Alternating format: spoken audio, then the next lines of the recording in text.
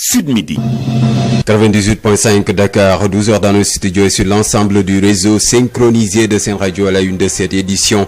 Manifestation des professeurs sortant de la FASTEF, 145 professeurs diplômés de la promotion 2013 dans la rue ce matin. Ils ont battu le pavé pour exiger leur recrutement dans la fonction publique. Marche pacifique à Thiès pour le retour de la paix au Sénégal. Un mémo a été déposé sur la table du gouverneur de la région. Les femmes du mouvement Siggi Jotna appellent à la paix et à la cohésion nationale. Dans ce journal également, situation de la pandémie au Sénégal, baisse sensible des hospitalisations, moins de 1000 patients sous traitement. La Covid-19 qui poursuit malgré tout sa progression, 3 nouveaux décès et 102 nouvelles contaminations recensées ces dernières 24 heures par le ministère de la Santé et de l'Action sociale. Les effets de la crise se font toujours sentir dans beaucoup de secteurs. Le théâtre souffre, les artistes listent leurs préoccupations à l'occasion de la journée mondiale du théâtre célébrée ce samedi 27 mars. Le directeur artistique de la compagnie théâtrale des espoirs de la banlieue, Mohamed Bachir Sy, vous l'entendrez, il sera l'invité de ce 12h. À suivre également dans l'actualité internationale au Mali, fin ce samedi du Forum des communautés Sangoy à Gao. Les organisateurs s'engagent à lutter contre la discrimination entre les communautés. La page sport et la revue de la presse complète ce journal. Mise en onde aujourd'hui par Hassan Thioune. Les détails c'est après ceci.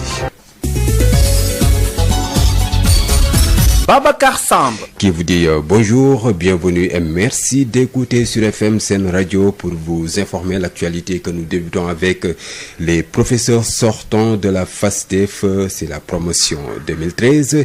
Ils ont marché ce samedi de la place de la Nation à la RTS. Ces 145 professeurs exigent leur recrutement et leur affectation. À défaut, ils n'excluent pas de mener d'autres actions pour la satisfaction de leurs doléances. Le vice-coordonnateur interpelle le chef de l'État, Alfousseni Keïta, avec Habse Elimanouane. Pour rappel, nous sommes des professeurs sortant de la FASTEF, diplôme en main, depuis 2013. Depuis notre sortie, nous étions confrontés à un problème de recrutement. On a fait toutes les démarches nécessaires, rencontré toutes les autorités de ce pays pour apporter une solution définitive au problème des sortants de la FASTEF. Malheureusement, le 9 janvier 2014, le président de la République avait même donné des instructions fermes au ministre de l'Éducation nationale pour la résolution définitive du problème des sortants de la FASTEF. Mais enfin, vous n'êtes pas sans savoir, aujourd'hui, jusqu'au bout, nous sommes à notre 8e année de chômage. L'école sénégalaise traverse une crise sans précédent, avec un manque criard d'enseignants sur toute l'étendue du territoire national. Des salles de classe pléthoriques allant de 100 à 120 élèves. Tout cela montre que l'école sénégalaise a un manque criard de professeurs.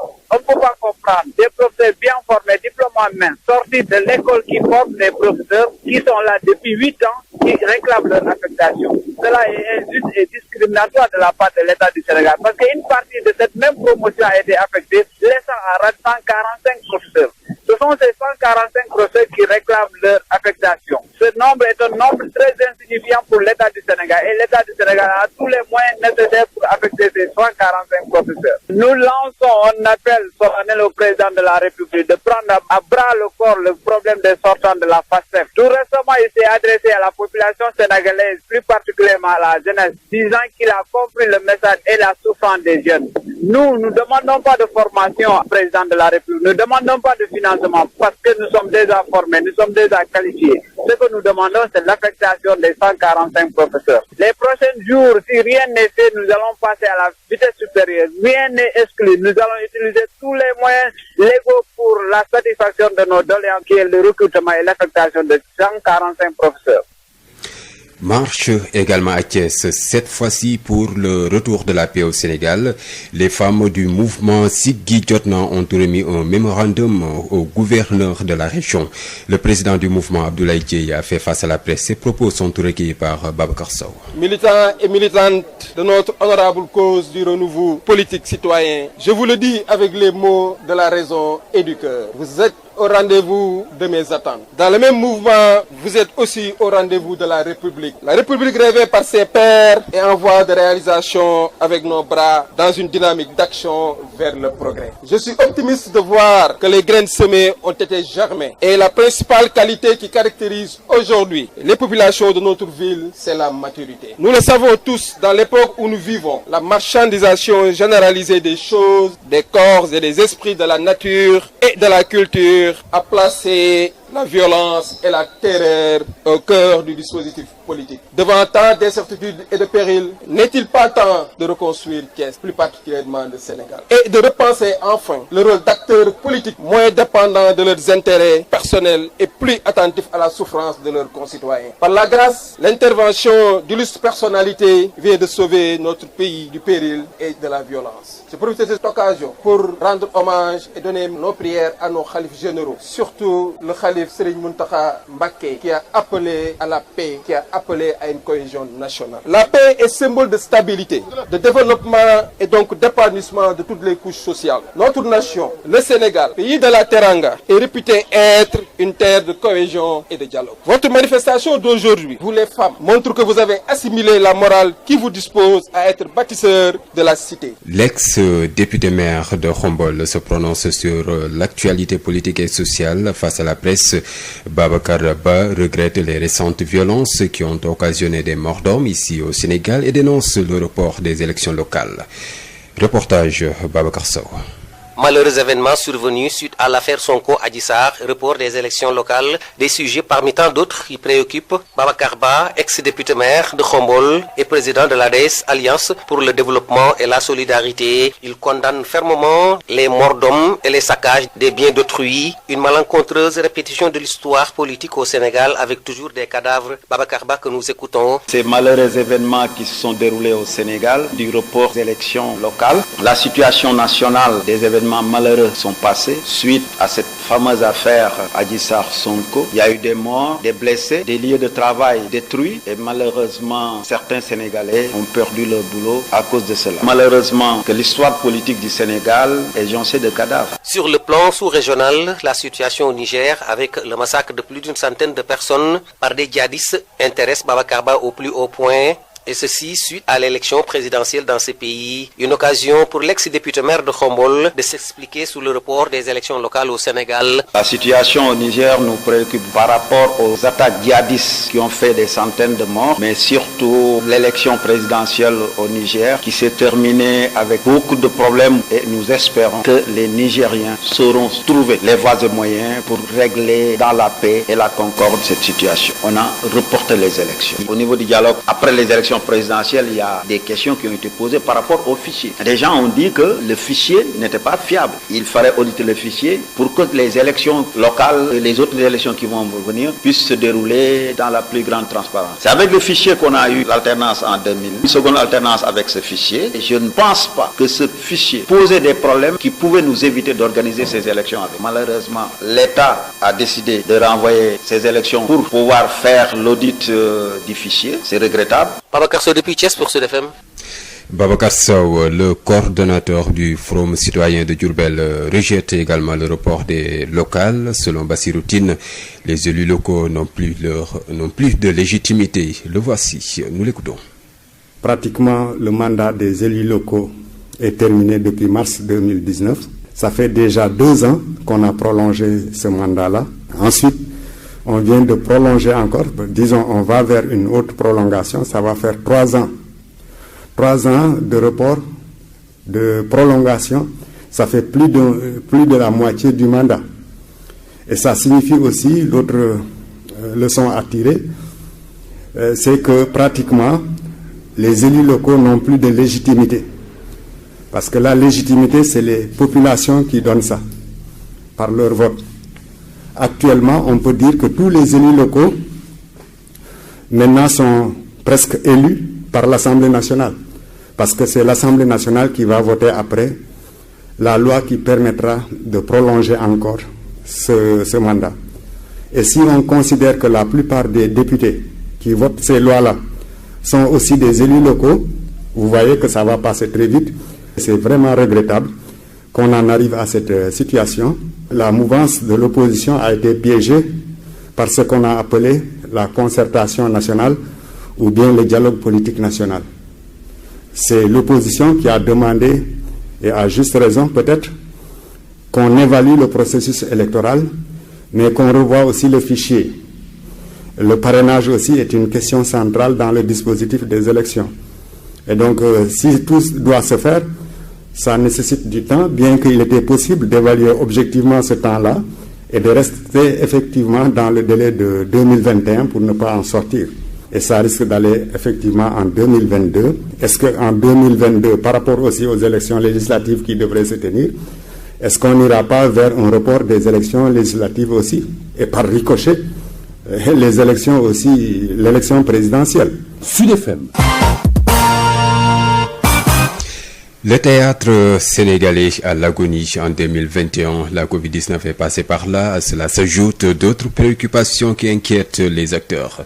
Manque de formation, d'infrastructures, de statuts et de financement. À l'occasion de la Journée mondiale du théâtre, célébrée ce samedi 27 mars, les artistes demandent aussi aux autorités d'assainir le milieu. Mohamed Bachir Sy, directeur artistique de la compagnie théâtrale Les Espoirs de la banlieue, joint par Mame Diarra Da Silva. Le théâtre sénégalais se porte très mal parce qu'en 2021, nous avons assisté à un Sénégal qui n'a pas connu d'animation en termes de représentation théâtrale, qui n'a pas connu d'animation en termes de formation et de renforcement de capacité des artistes. Les artistes n'ont pas eu la possibilité d'avoir une libre circulation de leur création et de leurs personnes, ce qui fait que en 2021, le théâtre se porte très mal et reste même à l'agonie. Elles sont nombreuses ces difficultés-là.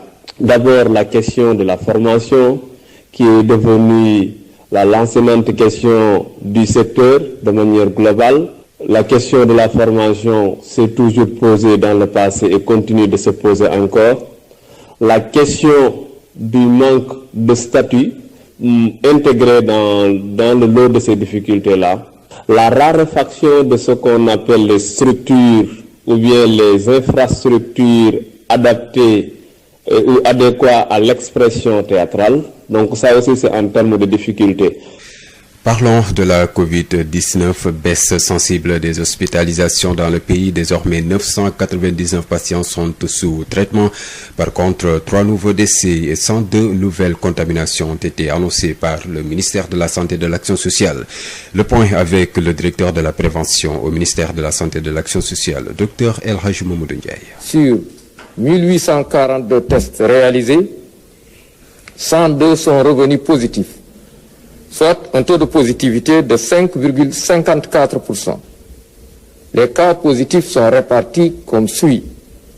Nous avons eu 47 cas contacts suivis par nos services. Aucun cas importé n'a été enregistré au niveau de nos différentes portes d'entrée aériennes, maritimes et terrestres. Et 55 cas issus de la transmission communautaire ont été répertoriés et répartis comme suit. La région de Dakar totalise 31 cas, dont 3 à Mariste, Ouest Foire et au Plateau, 2 à Fann Résidence, Nord Foire, Parcelles Assainies, Sacré-Cœur 3 et Yoff, 1 à la cité Aliou Sow, Dieuppeul, Fass Mbao, Keur Massar, Liberté 6, Malika, Médina, Niary Tally, Rufisque, Thiaroye-sur-Mer, Yarakh et Zac Mbao. Dans les autres régions, nous avons eu 24 cas, dont 5 à Tivaouane, 4 à Kolda, 2 à Bounkiling et à Touba, 1 à Darou Mousty, Diofior, Fatick, Kaolack, Kédougou, Makakuli-Bantan, Matam, Mboro, Nioro, Saraya et Vélingara. 315 patients suivis ont été contrôlés négatifs et déclarés guéris. 29 cas graves sont pris en charge dans nos services de réanimation. 3 décès ont été enregistrés ce vendredi 26 mars 2021. L'état de santé des autres patients suivis ou hospitalisés est jugé stable. À ce jour, 38 456 cas ont été déclarés positifs, dont 36 422 guéris, 1034 décédés et donc 999 patients sous traitement. Le ministère de la Santé et de l'Action sociale présente ses condoléances aux familles éplorées et souhaite un prompt rétablissement aux patients encore retenus dans nos services et à ceux qui sont également suivis dans les domiciles. Par ailleurs, le ministère de la Santé et de l'Action sociale vous informe que depuis le début de la campagne de vaccination contre la COVID-19, 225 309 personnes ont été vaccinées sur l'étendue du territoire national. Le ministère de la Santé et de l'Action sociale exhorte les populations au respect strict des mesures de prévention individuelle et collective. À l'instant, Dr El Hadj Mamadou Ndiaye du ministère de la Santé et de l'Action sociale. Le ministre du Développement communautaire, de l'équité sociale et territoriale était ces 2 derniers jours à Saint-Louis pour une visite de chantier des réalisations du Puma et du Promoville. Samba Ndiobenka s'est réjoui de l'état d'avancement des différents travaux, notamment la réalisation d'une unité de potabilisation de l'eau et la sécurisation des zones frontalières. Les détails avec Yves Tendeng. Après une première étape qui consistait à visiter les réalisations du Promoville au niveau de la commune de Saint-Louis, où il a également posé la première pierre de la case foyer des femmes, c'est au tour cette fois-ci de la commune de Dodel, dans le département de Podor, d'accueillir la délégation du ministre du Développement communautaire, Samba Ndiobenka. À ce niveau, nous avons fait 2 sites. Le premier site concerne la réalisation d'une unité de potabilisation de l'eau, parce que, comme vous le savez, cette zone, c'est une zone où la nappe elle est plus ou moins salée. De par le passé, il y avait une infrastructure hydraulique, mais au fil du temps, on s'est retrouvé quand même de l'eau salée au niveau des ménages, ce qui n'était pas du tout approprié. Et c'est dans ce sens que le président de la République, son Excellence M. Macky Sall, a donné des instructions fermes à ce qu'on aille dans le sens de la potabilisation de l'eau du fleuve.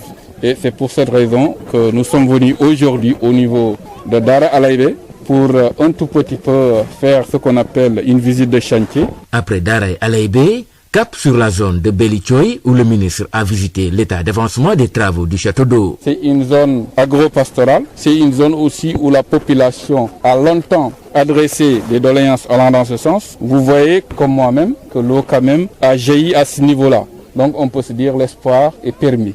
C'est un château d'eau de 100 mètres cubes avec un radier de 20 mètres de hauteur.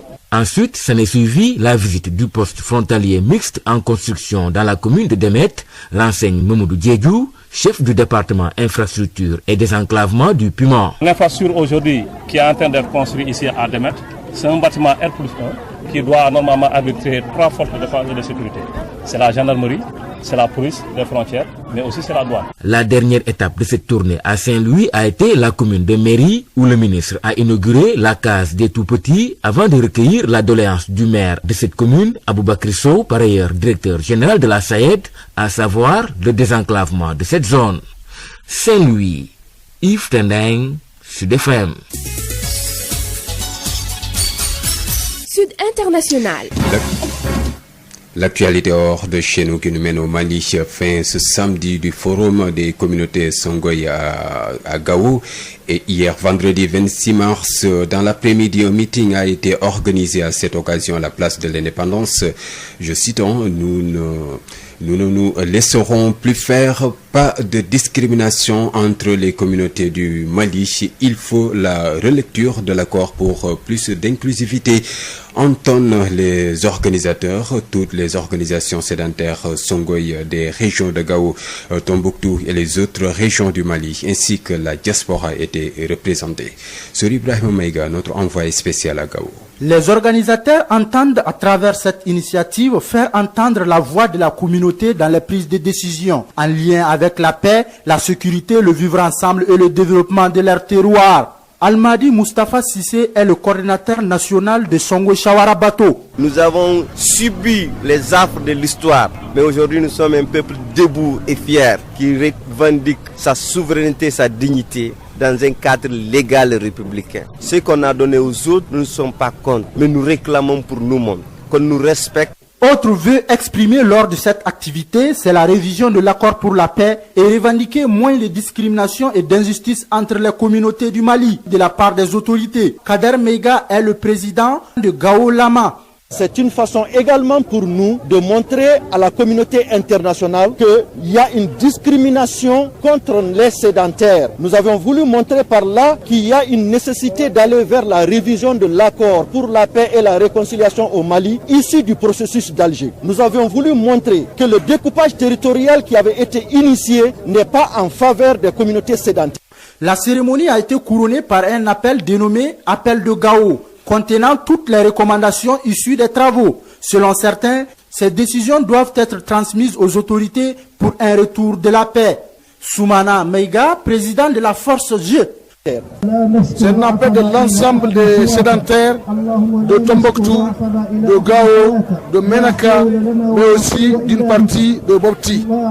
Et donc l'appel de Gao, ce serait une déclaration qui doit être prise en compte, non seulement par les autorités, mais aussi par les partenaires techniques du Mali. Pour rappel, des délégations venues de l'intérieur comme de l'extérieur du Mali ont pris part à la première édition de Shango Shawara Bato. Sori Ibrahim Meiga, depuis Gao pour Sud FM.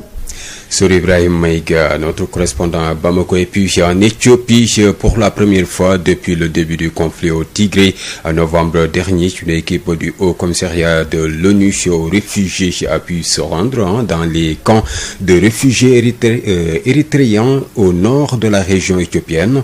L'agence onusienne confirme que 2 de ces camps, Chimelba et Itsat, ont été complètement détruits. Retenez que les 20 000 occupants des 2 camps ont été dispersés dans toute l'Éthiopie. Le HCR doit ainsi trouver en urgence une solution pour des milliers de réfugiés, comme l'explique Boris son porte-parole pour l'Afrique de l'Ouest, Boris Chirkov. Et puis Joe Biden, le président des États-Unis, a invité ses homologues chinois Xi Jinping et le président russe Vladimir Poutine au sommet virtuel sur le climat qu'il organise les 22 et 23 avril, a déclaré à l'AFP un responsable du département d'État américain. En tout, 40 dirigeants mondiaux ont été conviés à cette réunion censée marquer le retour de Washington en première ligne dans la lutte contre le changement climatique après le désengagement de la présidence de Donald Trump. Parlons sport dans cette édition d'information.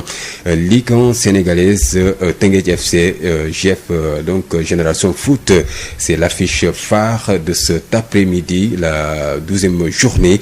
Et puis vous aurez également les affiches Jaraaf Snaps, Jambar qui va recevoir Casasport et Douane qui va accueillir AS Pikine demain. ASEC Ndiambour va recevoir Stade de Mbour et Dakar Sacré-Cœur se déplacera à Gorée.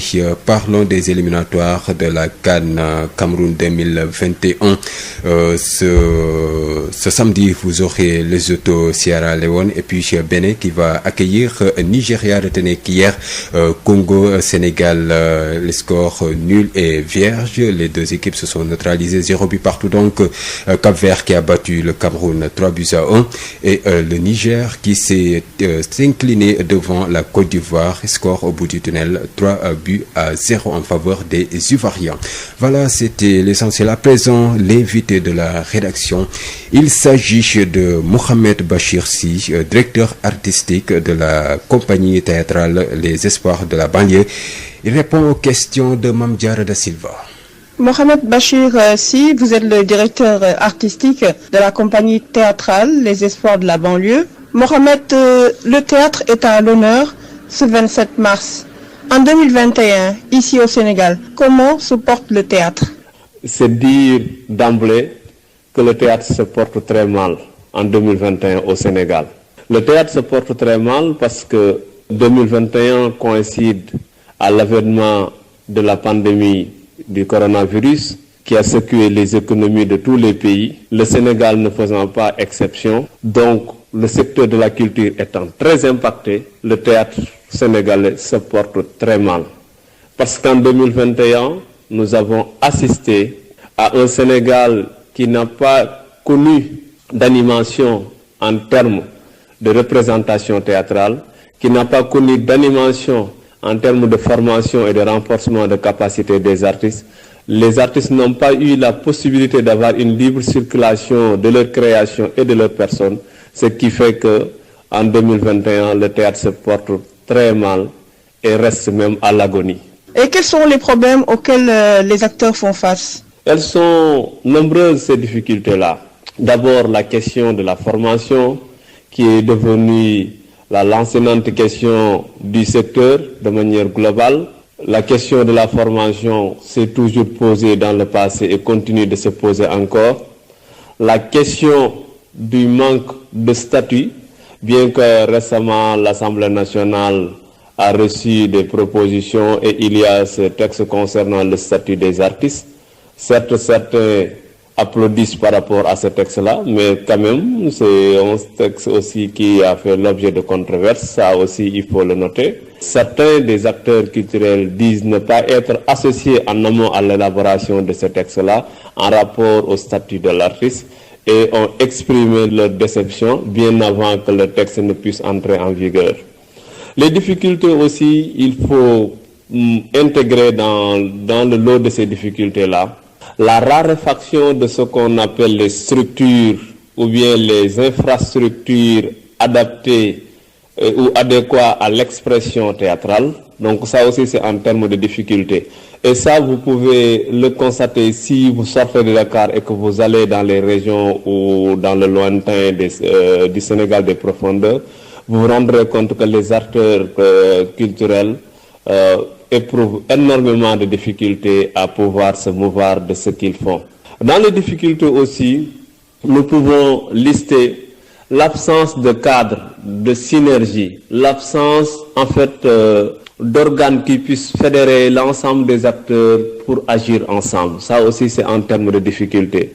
De ce fait, donc nous avons des forces disparates, éparpillés un peu partout, ce qui fait que nous n'avons pas une voix qui porte de la manière dont cette voix devrait porter. Conséquence, jusqu'à présent, le secteur peine encore à trouver, en tout cas, une très belle image. Aujourd'hui, que faire pour relancer le théâtre sénégalais? Ce qu'il faut faire pour relancer le théâtre, je ne parlais pas seulement du théâtre, mais je pense que dans l'urgence, pour relancer de manière globale et de manière inclusive, il faut aller vers ce qu'on appelle les assises de la culture. Et dans ces assises de la culture-là, le théâtre aussi aura une part belle qui lui sera taillée, au même titre que les autres sous-secteurs. Il nous faut des assises de la culture, comme on l'a fait pour l'éducation, etc. Il est temps qu'il y ait des assises de la culture au Sénégal. Ça, c'est pour relancer. Toujours dans cette dynamique de relance du secteur théâtral, il faut impérativement, et j'insiste sur le mot impérativement, qu'il y ait un répertoire pour savoir qui et qui fait quoi. Cela renvoie à la question du statut. Parce que, en fait, nous avons encore ce problème d'organisation qui se pose dans le secteur et dans le sous-secteur. Pour relancer aussi le théâtre, il faut une vision en adéquation avec les urgences de l'heure. Ça veut dire quoi? En termes d'infrastructure, il faut également qu'il y ait cette volonté politique qui va permettre aux acteurs de pouvoir vraiment se retrouver dans ce qu'ils font. Donc la relance du théâtre va s'appuyer sur 3 aspects. L'implication de tous les acteurs dans les réflexions, la prise en compte des acteurs dans les politiques culturelles, mais également la considération que la culture doit avoir. Et quand je parle de la culture, je fais allusion à toutes les disciplines, y compris le théâtre. Il nous faut ça pour aller vers la relance définitive de notre théâtre, mais également des autres arts. Et aussi faire en sorte que la culture puisse se retrouver encore, ou le théâtre, dans les écoles, dans les universités, parce que le théâtre participe à la formation de l'individu. Et enfin, il faut, dans les choix des managers des politiques culturelles également, faire de bons choix de managers. Il est important pour le Sénégal de retrouver cette place qu'il a perdue, d'être un pays de culture, d'être un pays de fraternité ou un pays de référence, de miroir pour les autres pays en matière de culture. Il est temps que nous retrouvons cette image-là. Je vous remercie, Mohamed Bachir Sy. Je rappelle que vous êtes le directeur artistique de la compagnie théâtrale Les Espoirs de la banlieue. Babacar Samb.